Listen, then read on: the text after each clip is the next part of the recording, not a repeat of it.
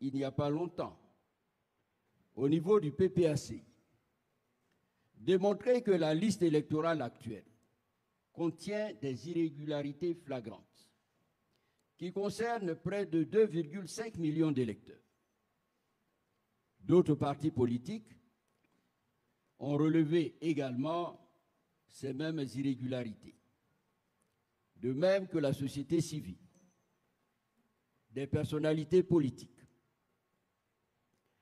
Il s'agit de millions d'électeurs frauduleusement inscrits sur cette liste ou qui le sont de façon indue. Il s'agit de personnes décédées, il s'agit de fraudeurs sur la nationalité, il s'agit de personnes citoyennes mais omises ou déplacées frauduleusement. Il s'agit aussi du mercenariat électoral, plus connu sous le nom de transhumance.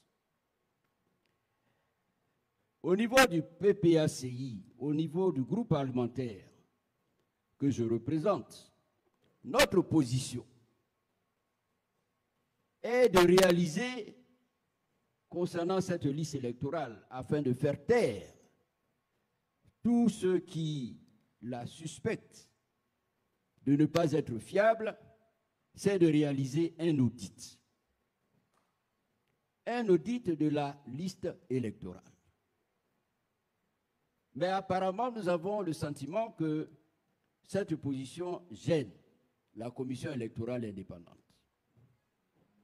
Nous nous posons la question et nous espérons avoir la réponse, parce que faire un audit vise tout simplement à disposer d'une liste électorale fiable, propre, établie ou corrigée dans la transparence. C'est de ça qu'il s'agit. En deuxième lieu, le groupe parlementaire PPACI constate que la liste électorale n'est pas annuellement révisée, comme le prévoit la loi. Question: pourquoi la commission électorale indépendante ne se conforme-t-elle pas à la loi, ne respecte pas la loi qui lui impose de faire une révision de la liste chaque année? Nous avons entendu que pour des révisions passées, il n'y avait pas d'engouement. La population ne semblait pas intéressée. Mais la CEI s'est-elle posé la question du peu d'engouement qu'elle a pu constater et rechercher les solutions avec les partis politiques, avec la société civile, avec tous ceux qui ont un intérêt pour des élections effectivement démocratiques. C'est la question que nous nous posons. Nous souhaitons qu'il y ait une révision chaque année, peu importe l'engouement qu'on peut observer. En troisième lieu, le groupe parlementaire PPACI note avec tous les Ivoiriens que l'opération actuelle qui va être engagée le 19 octobre et qui vise principalement les nouveaux majeurs va se tenir pendant 23 jours. Le RGPH semble nous donner le nombre des personnes concernées qui se situerait aux environs de 4 millions. En 23 jours, la CEI peut-elle réaliser l'enrôlement de toutes ces personnes? Comment compte faire la CEI pour rattraper ceux qui n'ont pas été enrôlés en 2023 et ceux qui doivent l'être en 2025, si l'on respecte la loi? Quatrième préoccupation, quelle est la stratégie de sensibilisation et d'information de la CEI pour mobiliser ce nombre important de citoyens qui doivent être enrôlés? Monsieur le Président de la Commission électorale indépendante, le groupe parlementaire PPACI note que les pièces afférentes à l'enrôlement sont gratuites. Mais dans la pratique, de nombreux obstacles se dressent sur le terrain. D'abord, le dénuement de nombre de nos concitoyens. Nous nous apercevons que beaucoup d'Ivoiriens ne disposent même pas de l'acte de naissance. Nous avons découvert qu'il y a même des élèves qui se trouvent en 6e et qui n'ont pas d'acte de naissance. Bien sûr, ce n'est pas la faute de la CEI. Mais comment nous faisons? Voyez, c'est un premier obstacle. Il y a aussi des obstacles qui sont des blocages matériels ou des blocages intéressés. Lorsque certains des citoyens que nous accompagnons s'adressent à l'administration pour obtenir les documents à remplir, les documents qui leur permettent d'être à jour pour l'enrôlement, il leur est souvent dit qu'il n'y a plus de documents, les formulaires sont finis. Il y en a aussi, je parle du personnel de l'administration, qui, de façon insidieuse, réserve des documents pour une partie de la population et qui refuse d'en remettre à d'autres, ou bien tout simplement qui attendent de recevoir de l'argent pour que les documents apparaissent. Vous êtes là, nous sommes obligés de vous le signaler pour que des dispositions soient prises. Monsieur le Président, je ne saurais terminer mon propos sans faire état d'une préoccupation du PPACI. À quand l'inscription du nom du président Laurent Gbagbo sur la liste électorale? Ancien président de la République, ivoirien de père et de mère, acquitté par la CPI pour les graves crimes dont il était accusé, pris en compte dans la loi d'amnistie de 2018, qui dit qu'après le procès, son nom doit figurer sur la liste électorale. Vous êtes un grand juriste, il suffit de lire la loi d'amnistie de 2018 pour se rendre compte que l'amnistie s'applique bien au président Laurent Gbagbo.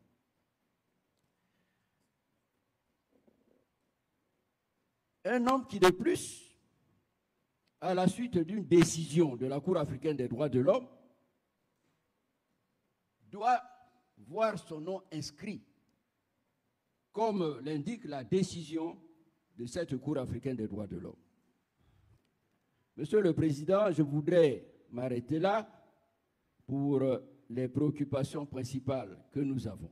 Le premier point concerne la période de la liste électorale. Le groupe parlementaire PDCI note que la période qui part du 19 octobre 2024 au 10 novembre 2024 est très courte. En effet, étant donné qu'il y a un engorgement au niveau des services administratifs et judiciaires pour l'établissement des documents nécessaires à la révision de la liste électorale, il y a lieu de prévoir une période bien longue de sorte à enrôler le maximum d'Ivoiriens sur la liste électorale. De plus, la saison des pluies actuelles et l'occupation par nos enfants des écoles qui sont très souvent à 70% les centres d'enrôlement posent des problèmes de mobilité, induisent un ralentissement des activités d'enrôlement. Monsieur le Président, cette période ne suffira pas. Parce que pour établir un extrait de naissance, il faut plus d'un mois. Même avec la procédure de la loi de 2018, Parce que seuls les procureurs peuvent distribuer les requêtes en vue de demander un extrait de naissance. Seuls les sous-préfets peuvent distribuer à qui ils veulent et en nombre qu'ils veulent les requêtes pour demander un extrait de naissance. En plus, seuls les registres ne sont pas en nombre suffisant dans nos sous-préfectures. Nous sommes obligés d'acheter des registres au niveau de l'imprimerie nationale pour les servir aux administrations. Un registre ne peut contenir que 50 déclarations de naissance. Nous voulons 4 millions d'Ivoiriens sur la liste électorale calculée. Les registres doivent être à la charge de l'État. Troisième point, l'attribution de numéros sur les extraits de naissance procède d'un mécanisme qui est géré depuis Abidjan. La petite erreur qui est faite à Ouélé doit être corrigée à Abidjan 2 jours et 3 jours après. Tous ces éléments, ajoutés à ce que, dans ce pays qui est une république, le coût d'un extrait de naissance n'est pas uniforme dans toute la Côte d'Ivoire. Quand il coûte 6 000 à la sous-préfecture de Béomi, 7 000 à la mairie de Béomi, il coûtera 12 000 à Soubré, 17 000 à Guéyo, et ainsi de suite. Ce qui n'est pas normal. Ce qui n'est pas normal. Nous avons la forte impression que l'État ne partage pas notre volonté d'adjoindre des Ivoiriens à la liste électorale. Sinon, ces entraves-là seraient rapidement enlevées pour que les millions de personnes en Côte d'Ivoire, les millions de personnes, votre femme de ménage à la maison n'a pas de papier. Le jeune qui vous sert after work dans le maquis n'a pas de papier. Les femmes qui vendent au marché n'ont pas de papier. Les Ivoiriens n'ont pas de papier, n'ont pas d'extrait de naissance. Et nous devons faire en sorte que ces Ivoiriens viennent remplir la liste électorale pour élire notre président, pour élire les députés. Cela est important. Il est aussi donc important, et nous demandons cela au gouvernement, que l'extrait de naissance soit gratuit, à tout le moins pour la période électorale. Nous n'avons pas d'argent, comme certains, pour offrir à toute une région. Il faut que l'extrait de naissance soit gratuit. C'est une obligation de l'État de donner des actes de l'État civil à ses citoyens qui proviennent des conventions internationales. Le deuxième point, Monsieur le Président, que je veux relever concerne les anomalies sur la liste électorale. C'est les anomalies sur la liste électorale de 2023. Une liste électorale définitive.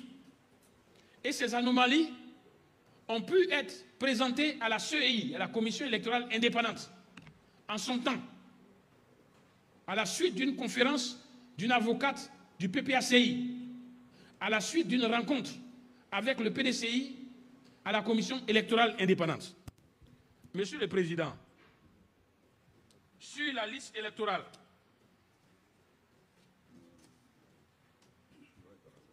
il y a 4000 centenaires. C'est vrai, nous souhaitons que nos parents vivent longtemps. Mais 4000, ça devient suspect. Et nous en avons fait la vérification. J'ai diligenté des enquêtes sur 20 cas. Les 20 cas se sont révélés frauduleux. Des inscriptions multiples. 500 inscriptions multiples. Des personnes. Même photographie. Même filiation. Mais 2, 3 cartes d'électeurs avec des numéros différents. Des enfants qui sont issus de la même mère, qui sont 20 de la même mère. Ils sont 760 000 suspects, forcément frauduleux. Des mères ayant plus de 20 enfants. Ça existe, j'en connais. Mais j'ai diligenté des enquêtes pour voir encore 20. 17 se sont avérés frauduleux. Et sur la liste électorale, ces femmes-là sont 9204. Des pères qui sont pères de plus de 30 enfants. Ça existe chez moi, ça existe dans les familles nombreuses. Oui, ils sont 5501. J'ai vérifié sur une échelle de 20. 12 se sont avérés frauduleux. Des enfants ayant un père, ayant 30 enfants. Ces enfants-là sont 644 823. Ce n'est pas possible. J'en ai vérifié une centaine. Sur la centaine, 97,8% frauduleux. Des électeurs de mères inconnues. Le nom n'apparaît pas ou le prénom. Ils sont 93 428. Des électeurs de pères inconnus sur la liste électorale définitive de 2023 à laquelle on va adjoindre ceux qui vont être pris cette année. Des électeurs de pères inconnus, 23 000. Le nom du père et de la mère inconnus, 355 785 personnes. Lorsqu'on fait le point, parce qu'une personne peut être accolée de plusieurs anomalies. 1 898 145 personnes sur la liste électorale sont sous anomalie.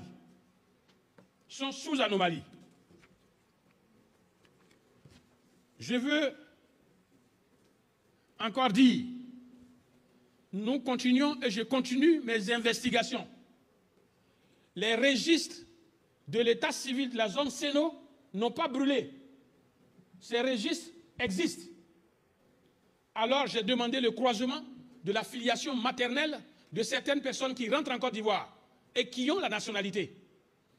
Sur ces cas, nous découvrons que beaucoup de nos parents, des femmes qui sont identifiées, pour lesquelles j'ai fait une liste, se retrouvent être des mères de personnes qui sont en Côte d'Ivoire il n'y a pas 2 ans. Ils sont plus de 500 000. Monsieur le Président de la CEI, la liste que nous avons n'est pas crédible pour aller à des élections qui ne seront pas discutées. La liste n'est pas crédible. Ces personnes sous anomalie peuvent être des militants du RHDP ou des militants du PDCI-RDA. Ce que nous demandons, c'est d'avoir une liste propre. Une liste propre pour que demain, le 25 octobre, à 18h, à 19h, l'un des candidats téléphone à l'autre pour le féliciter de son élection. Parce que la base est propre. C'est pourquoi nous insistons. Et nous insistons. Le PDCI peut servir ses éléments à la CEI. Le PPAC servira ses éléments à la CEI. Mais l'année dernière, ces éléments ont été servis qui devaient permettre à la CEI d'apurer simplement sa liste. Rien n'a été fait en dehors des 15 mineurs qui se retrouvaient sur la liste et qui ont été extirpés. Cela veut dire que l'auto-audit n'est pas possible par la CEI elle-même. C'est pourquoi nous demandons et nous insistons. Les thèmes de référence de cet audit auront simplement pour objectif spécifique d'extirper tous ceux qui n'ont pas droit d'être sur la liste électorale de la Côte d'Ivoire. Je voudrais rappeler qu'à cette rencontre d'avant-hier, le ministre Kaé Eric a pu dire de sa qualité d'informaticien qu'il y a eu en possession les listes des nationaux de certaines ambassades. Lorsqu'il les a croisés, près de 2 millions de personnes qui se trouvent sur la liste électorale n'ont pas la nationalité ivoirienne. Votre liste électorale n'est pas pertinente. Elle ne peut pas nous conduire à des élections qui seront saines. Nous le disons aujourd'hui devant la représentation nationale. Nous le dirons demain à toutes les institutions qui viendront pour couvrir les élections en Côte d'Ivoire, avant qu'il ne soit trop tard. Le second point, le caractère annuel de la révision de la liste électorale. Oui, je suis Jean-Chrysostome Blessy. je n'ai aucun papier. Je cherche à l'établir. Les difficultés qu'il y a au niveau des sous-préfectures, pour avoir, au niveau des procureurs, pour avoir la requête et tout cela, me mettent dans une difficulté. Malgré la prolongation de la période de la RLE, je n'arrive pas à temps à déposer mes documents qui me permettent d'être sur la liste. Et puis, Monsieur le Président, l'article 2 du Code électoral dit qu'il y a une révision annuelle de la liste électorale. Et puis, l'article 6 de la loi qui fonde la CEI dit qu'il y a une révision annuelle de la liste électorale. Et puis, le texte de votre prestation de serment devant le Conseil constitutionnel, vous avez dit « Je m'engage à respecter la Constitution et la loi électorale ». Monsieur le Président, devant la représentation nationale, qui est, comme le Président l'a dit tout à l'heure, vous-même, le creuset de la démocratie en Côte d'Ivoire, êtes-vous prêt à vous engager à tenir une révision de la liste électorale en 2025, comme l'est dit dans nos textes? Parce que, je vous sais, magistrat, un magistrat n'aime pas être parjure et ne peut pas être hors la loi. Monsieur le Président, à votre réunion avant-hier, vous avez parlé de la radiation des personnes décédées. C'est vrai, pour ce fait juridique-là, on n'a pas accepté toutes les preuves. On a dit certificat de nationalité, certificat de genre de mort, certificat de décès. Et puis vous nous avez dit, et nous vous avez rassuré, je vous en remercie, que vous avez contacté une structure qui devrait, en contact avec les sous-préfets et les chefs de village, faire apurer ces listes des personnes qui sont décédées pour les conduire devant un tribunal afin qu'il soit délivré pour ces personnes un jugement supplétif de l'acte de décès. Monsieur le Président, devant la représentation nationale, nous souhaitons avoir le nom de cet opérateur et la période à laquelle le travail va commencer pour que nous puissions lui servir les éléments des personnes décédées que nous avons ici. Merci. Monsieur le Président, oui. Permettez oui. que j'intervienne sur un point. Le dernier, le dernier, dans l'absolu. J'en avais 5 encore. Non, non, mais c'est le dernier. D'accord, Monsieur le Président. D'accord, c'est une question importante et nationale. Non, tout est important, mais je... Concernant les récépissés, je souhaite que l'ONESI publie la liste des personnes qui n'ont pas pu retirer les cartes nationales d'identité, donc qui sont détenteurs des récépissés. Parce qu'il ne s'agit pas d'établir de nouveaux récépissés. Les nouveaux récépissés qui sont établis se font avec un dossier qui contient déjà le certificat de nationalité. Donc on peut s'inscrire avec ça. Mais les nouveaux récépissés qui sont produits et qui seront produits ne doivent pas figurer au titre de ceux que nous allons utiliser pour faire la carte, l'inscription. En le disant, je veux fermer une poche de fraude. Une poche de fraude. La lutte que nous menons n'est pas contre un adversaire, contre un parti politique. Ce que le RHDP fait, ce que le PDCI fait, le PPACI fait, c'est d'avoir à lutter contre un adversaire, qui est la fraude. Qui est la fraude. Et partout, il y a des esprits qui veulent frauder. Déjà, sur les récépissés, nous avons des idées. Des personnes demandent à nos parents de leur donner leur nom, leur identité, s'ils veulent avoir une carte d'identité. Mais avant d'avoir la carte d'identité, ils auront un récépissé. Et le récépissé leur permettra de s'inscrire sur la liste électorale. C'est une poche qui permet l'inscription de beaucoup de gens, mais c'est une poche qui est ouverte à la fraude. Monsieur le Président, je sers donc les propos du PDCI RDA qui insiste pour que ces points-là soient vus. La carte, on nous demande de faire les certificats de nationalité avec des extraits de moins de 2 ans. A-t-on pensé à ceux qui étaient dans la zone Séno et dont les registres ont disparu et qui doivent payer 45 000 francs, bien 25 000 francs pour établir simplement une copie? Merci, Monsieur le Président. Merci. Pour ce qui est de première question concernant le PPACI, et je vais faire masse, comme on dit en droit, je vais faire masse de toutes les questions, parce qu'elles se recoupent. Absolument. Voilà. Alors, il semblerait qu'il y ait des irrégularités sur la liste électorale. Certains les qualifient d'irrégularités, d'autres des anomalies, mais le point commun à ces irrégularités résident dans la fraude. Et celle-ci concernerait 2 500 000, pour être précis, de nos concitoyens frauduleusement inscrits sur la liste électorale. Vous savez, et ce n'est pas à ces illustres personnalités que je vais dire que la fraude se caractérise par 2 éléments, l'acte matériel et l'acte intentionnel, que les latins appellent l'animus peccandi, c'est-à-dire l'intention de faire mal, l'intention de frauder. Alors quand, parce qu'il y aurait eu une irrégularité, qu'on la qualifie de frauduleuse, il y a un bien grand pas qui est franchi.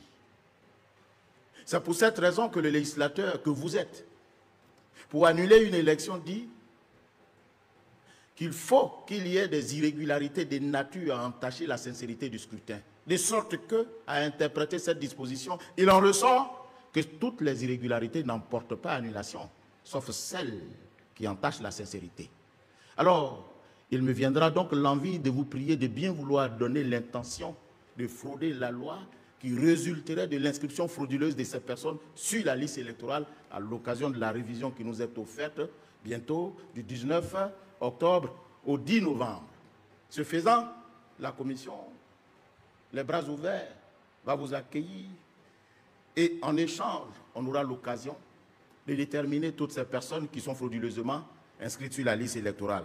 Mais en dehors de cela, ce serait prétentieux de la part de la commission électorale, de son propre mouvement, comme on le dirait, de proprio mutu, de mettre fin à l'inscription de ces personnes sans que preuve ne soit rapportée. Donc, il faut que vous rapportiez la preuve que ces personnes sont inscrites frauduleusement sur la liste électorale. Je dis bien, il se peut faire qu'il y ait des inscriptions qui soient irrégulières parce que, par exemple, des personnes sont inscrites sur la liste électorale n'ayant pas de filiation.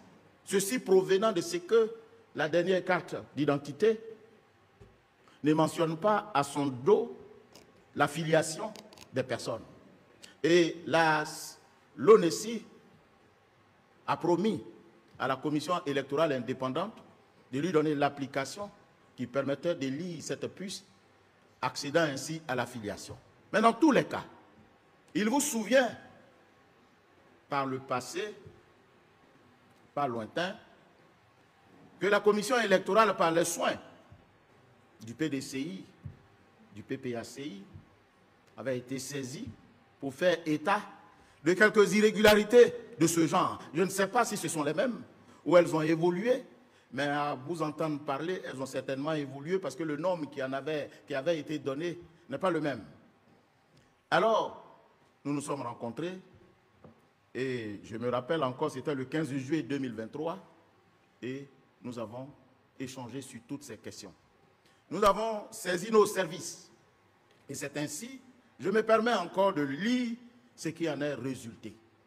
Parce que je parle aujourd'hui devant ceux qui sont les représentants de la nation, ceux qui rendent présent la nation partout.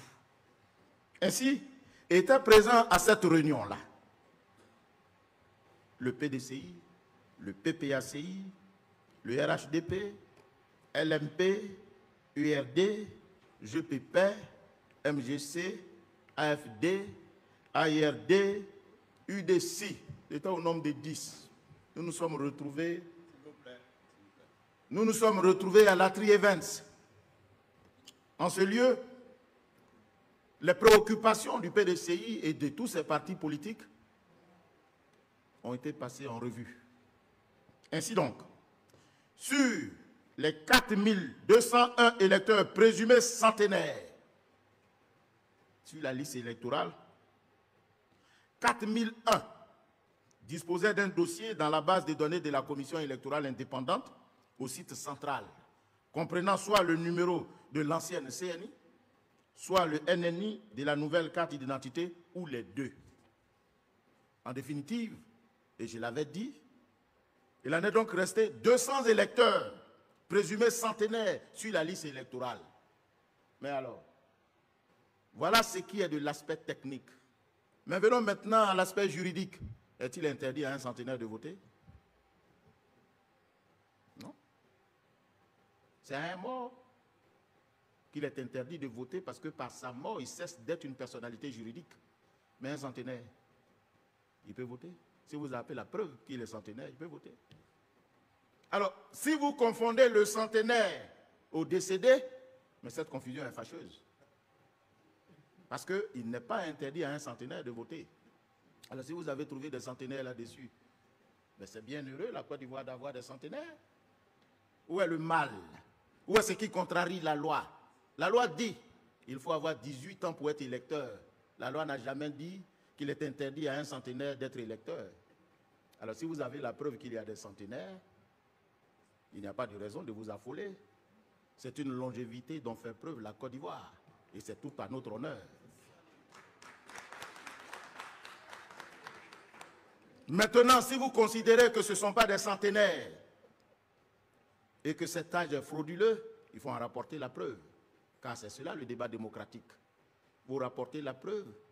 Vous venez avec des pièces justificatives, comme le dit l'article 12 du Code électoral. Lorsque vous demandez la radiation de quelqu'un, il faut justifier par une requête motivée, avec des pièces justificatives de ce que vous alléguez. Alors sinon, ce serait fâcheux. Et c'est vous qui, représentant de la nation, qui allez reprocher à la commission électorale indépendante de radier à tour de bras des honnêtes citoyens qui sont inscrits sur la liste électorale sur la base de simples rumeurs, chose que je ne saurais endosser. Donc je vous attends au contentieux. Dès que vous avez la preuve, faites-les-moi parvenir et nous en tirerons les conséquences. Ensuite, on dit la fraude sur la nationalité, le mercénariat, des personnes qui sont décédées. Alors, pour les personnes qui sont décédées, vous savez, en 2010, par le passé, l'inscription de la liste électorale se faisait sur la base de ce qu'on appelle les données alphanumériques. C'est-à-dire, le citoyen venait, il disait son nom sur la base des documents qu'il produisait, le nom, prénom, l'âge, le lieu de naissance, son genre, sa filiation, son domicile, ainsi de suite, sa profession. Mais quand on a été confronté à cette situation qui faisait qu'il y avait des personnes qui étaient décédées, qui sont décédées sur la liste électorale, alors on a eu recours à ce qu'on appelle la biométrie. La biométrie, et vous allez le voir dans l'article 7 du Code électoral, dans ces dernières dispositions, dit, en plus des données alphanumériques, on va solliciter du requérant une photo et l'empreinte digitale de ses 10 doigts. Ce sont ces deux bases de données qui constituent l'élément d'identification du citoyen. Et il nous a été rapporté, techniquement parlant, que le citoyen, l'être humain, détient des empreintes digitales uniques, l'un ne pouvant se confondre à l'autre, jusqu'à preuve du contraire. Voilà pourquoi quand on prend votre photo, en réalité, ce n'est pas seulement le faciès, mais il y a également l'iris. Et en plus, les empreintes digitales. Ce faisant, celui qui a cessé d'être un être juridique parce que décédé est parti donc avec ses empreintes digitales, puisque la base des données est composée aussi bien de la biométrie que de l'alphanumérique, il est parti définitivement avec ces données, personne ne pouvant donc se substituer à lui, en principe. Et c'est pour cette raison qu'il y a la tablette. Même si l'usage de la tablette fait l'objet des débats. On reviendra là-dessus si vous le permettez. Donc voilà la situation des personnes décédées. En principe, aisément j'aurais dit, pourquoi ne pas laisser les morts là où ils sont? Mais quand les morts survivent à la mort frauduleusement, il est bon, avec vous, je suis d'accord avec vous, qu'on s'interroge sur leur action. Parce que quand on est mort, on cesse d'être une personnalité juridique. Et ce faisant, on n'a plus d'attributs humains. Or, le vote fait partie des attributs juridiques des humains. Comment se fait-il que quelqu'un qui est mort puisse voter? Alors, conscient de cela, nous avons, à la suite des observations pertinentes faites par les partis politiques, saisi le corps préfectoral à l'occasion d'un séminaire qui s'est tenu à Yamoussoukro, il n'y a pas longtemps, où ensemble, nous avons plus ou moins trouvé des éléments de réponse. La question qui était posée à ce séminaire est celle-là.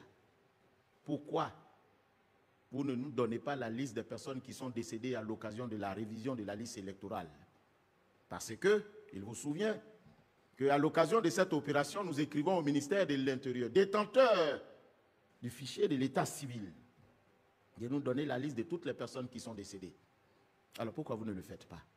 Ils ont argué de ce que, soit les déclarations de décès n'étaient pas faites, soit quand le décès était constaté par l'officier de l'état civil, les registres mal tenus qu'ils étaient, et je conviens avec Maître Blessy, empêchaient les officiers de l'état civil de les mettre à notre disposition. Alors, quelles sont les solutions que nous pourrions avoir? C'est ainsi que les officiers, ce jour-là, nous ont fait état des difficultés, des obstacles qui pourraient être levés en nous donnant des solutions. Et ensemble, nous avons convenu de saisir, parce que ces solutions engendreraient bien entendu des dépenses, nous avons saisi le gouvernement. Le gouvernement a fait droit à notre requête. C'est ainsi que nous avons sollicité une structure qu'on appelle Unitec, qui, par le passé, avait participé aux audiences foraines et avait déjà entrepris une telle mission sur le terrain.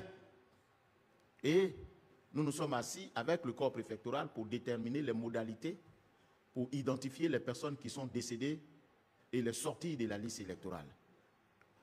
Le mode opératoire, il est le suivant. Dans chaque circonscription, cette structure, sous la tutelle bien entendu du ministère de l'Intérieur, va afficher la liste électorale par circonscription. Et il appartiendra aux citoyens de venir consulter cette liste électorale, même dans les villages, c'est-à-dire dans les lieux de vote. On va afficher et on va exhorter la population à venir regarder sur cette liste les parents qui sont décédés. Si vous dites que M. Tantampion est décédé, on ne va pas exiger de vous les pièces administratives requises par la loi, puisqu'il s'agit pour nous de rechercher un acte qui va suppléer à cet acte de décès. Alors, un fait par une coupure de journaux, c'est un commencement d'exécution qui vont permettre donc à l'officier de l'état civil d'avoir déjà la preuve que la personne est décédée, appuyée bien entendu par cela d'un témoignage qu'on appelle la preuve testimoniale. Et cet ensemble de documents est mis à la disposition du sous-préfet, de l'officier de l'état civil, agent de l'État, qui va saisir les juridictions à ses frais pour demander ce qu'on appelle un jugement suppléant l'acte de décès qui aurait dû être fait depuis longtemps. Et c'est à l'issue de ce jugement que nous allons procéder à la confrontation de la liste des personnes ainsi constatées décédées d'avec la liste électorale pour en extirper ceux qui ne méritaient plus d'être sur la liste électorale. Voilà ce que nous allons faire cette année. Mais mieux, par le passé, comme je l'ai dit dans mon allocution tout à l'heure, c'était pendant le contentieux que l'on portait à la connaissance de la CEI des personnes qui sont décédées. Mais maintenant, à l'inscription, vous pouvez venir, entre autres motifs, dire voilà, j'ai mon nom, j'ai mon père, j'ai tel parent qui est décédé et qui se trouverait sur la liste électorale. Voilà l'acte qui atteste de mes allégations. Et in situ, on va procéder à la radiation de ces personnes-là. Sur la question des personnes décédées, voilà ce que je pouvais dire. Et je voudrais, honorables membres de cette Assemblée, que vous vous associez à la commission électorale indépendante pour rendre la liste électorale propre. C'est dans l'intérêt de nous tous quand le pays se porte bien. Et vous ne trouverez aucune animosité de la part de la commission électorale vis-à-vis de ces choses-là. Même en dehors de la période électorale, de la révision de la liste électorale, venez. Mettons en place un mécanisme qui va permettre d'extirper de la liste électorale tout ce qui ne mérite pas d'y être. Pour ce qui est du pouvoir, bien entendu, conformément aux règles qui encadrent la commission électorale indépendante, pour tout ce qui est de son pouvoir, nous allons faire de sorte que la liste soit une liste fiable.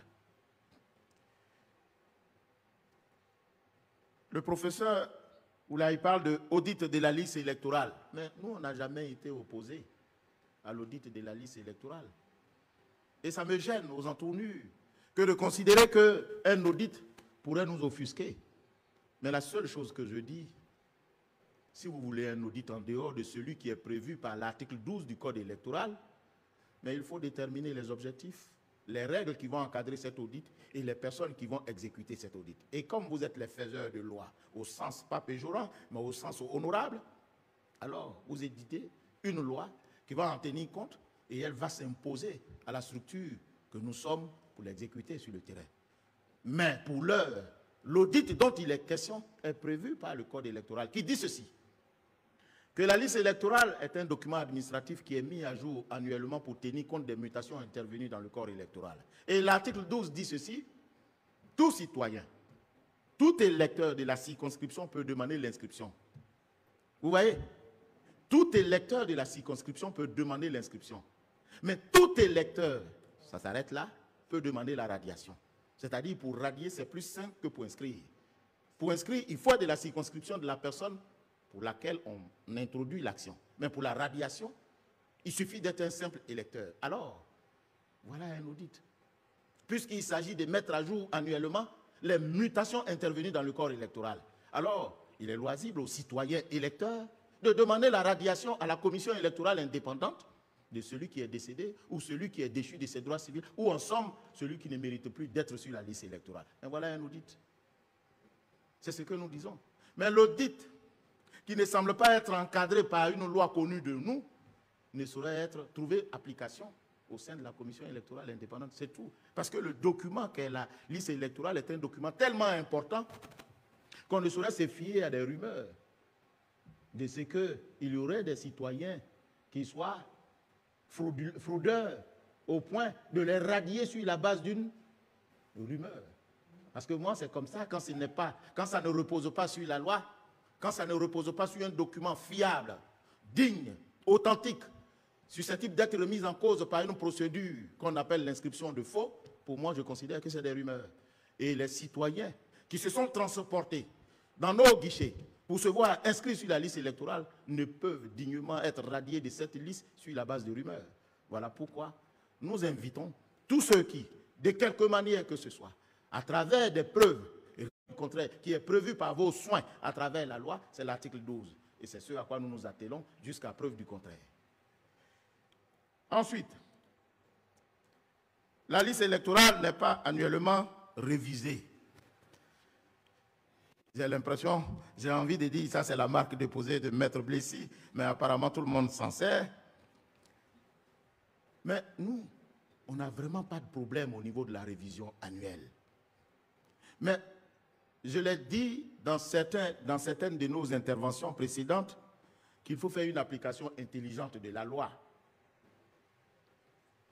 Ce n'est pas parce que la loi dit de faire qu'il faut faire sans tenir compte de l'objectif que le législateur a prévu. Parce qu'il y a la loi à travers le texte et il y a la loi à travers l'esprit.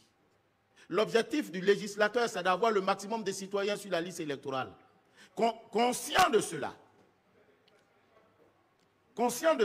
le législateur lui-même il dit, bien qu'il le dise à l'article 6, la liste électorale est un document qui doit être mis à jour annuellement, mais il dit quoi à l'article 11? L'établissement de la période de la liste électorale ainsi que ses modalités d'application sont déterminées par un décret pris en Conseil des ministres sur proposition de la Commission électorale indépendante. Ça veut dire que la Commission elle-même a un pouvoir d'appréciation quant à la détermination de l'exécution de cette loi. Et cette application nous permet d'être plus ingénieux, plus inventifs. Et c'est pour cette raison que nous exhortons la population à la sensibilisation. Voilà tout le sens. Mais nous n'avons jamais dit que nous n'allons jamais enrôler un citoyen, même s'il est seul. Voyez-vous, je vais vous donner l'évolution de la révision de la liste électorale. En 2010, nous avons eu, après la refonte, 5 725 000 personnes inscrites sur la liste électorale. Mais de 2010, ce n'est que 5 ans après, ça c'était avant la commission électorale indépendante de M. Cubière. 2015, on vient faire la révision de la liste électorale et on a eu 574 000. 5 ans après. Ensuite, en 2016, voulant respecter le principe dont parle Maître Blessy et puis le professeur Oulay, Mais vous savez combien on a eu? De 574 000 personnes, on a eu 139 000 personnes. C'est-à-dire, quand les deux révisions se suivent, 2015-2016, des 500, on est tombé à 139. Et par la suite, on fait une pause. On sensibilise.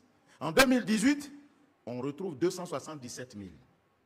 En 2020, quand nous prenons les rênes de la commission électorale indépendante, avec la sensibilisation à outrance, on a 908 000 pour la première fois.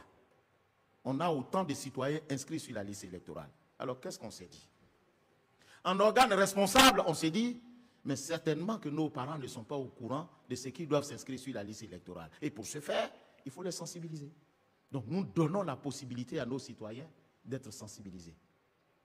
Mais s'il y a un engouement, mesdames et messieurs, je voudrais vous rassurer, s'il y a un engouement, mais on n'a jamais fait des révisions de la liste électorale dans le délai que nous déterminons. Il y a toujours une prorogation, chaque fois qu'on constate qu'il y a un engouement.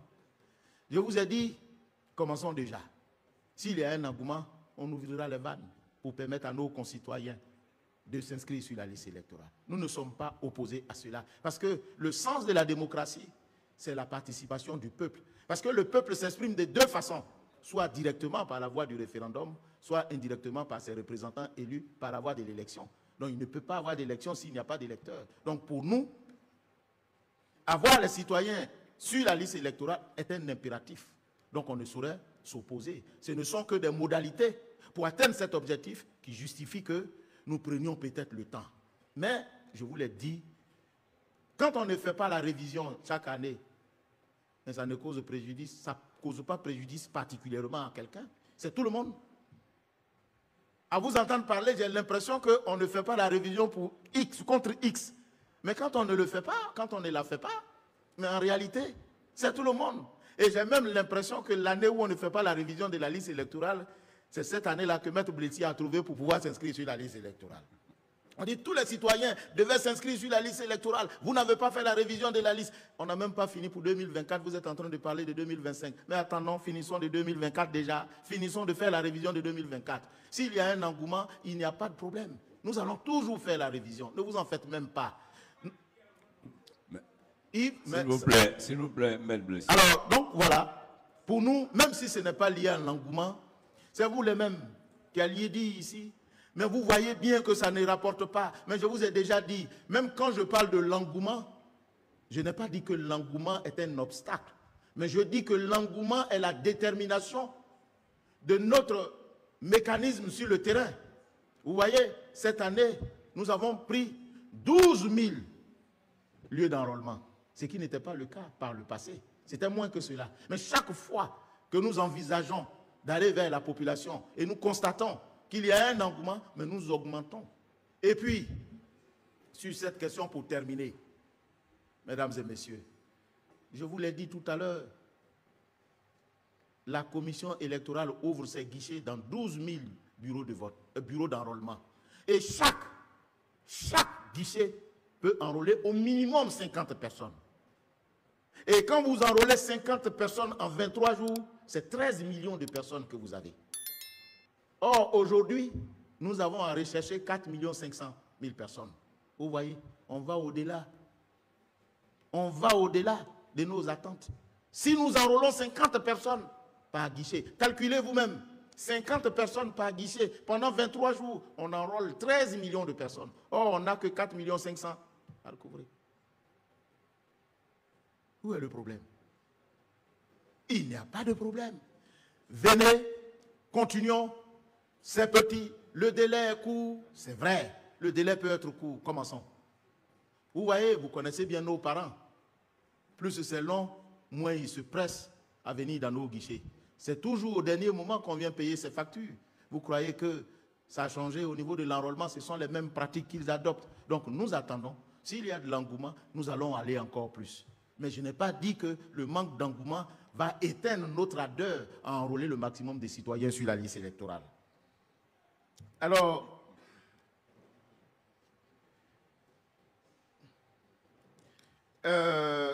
qu'est-ce que la commission électorale a pris comme soin de sensibiliser la population? Mais c'est ce que nous faisons, professeur. Voilà pourquoi nous sommes dans l'antre aujourd'hui. de l'hémicycle. Et ce n'est pas pour la première fois que je viens ici. Je crois que c'est la deuxième fois ou la troisième fois. Hein? C'est la troisième fois. À chaque fois que nous avons des opérations électorales à entreprendre, nous venons prendre l'onction de la représentation nationale. Parce que nous savons que vous êtes bénéficiaires de cette opération. Donc pour nous, on le fait chaque fois. Nous accréditons des organisations de la société civile à l'effet pour celles-ci d'aller sensibiliser nos parents. Et si vous avez des idées sur la question, mais vous écrivez à la commission électorale et vous venez nous proposer les méthodes. Je vous ai dit que les partis politiques ne sont pas des adversaires de la CEI, mais ce sont des alliés.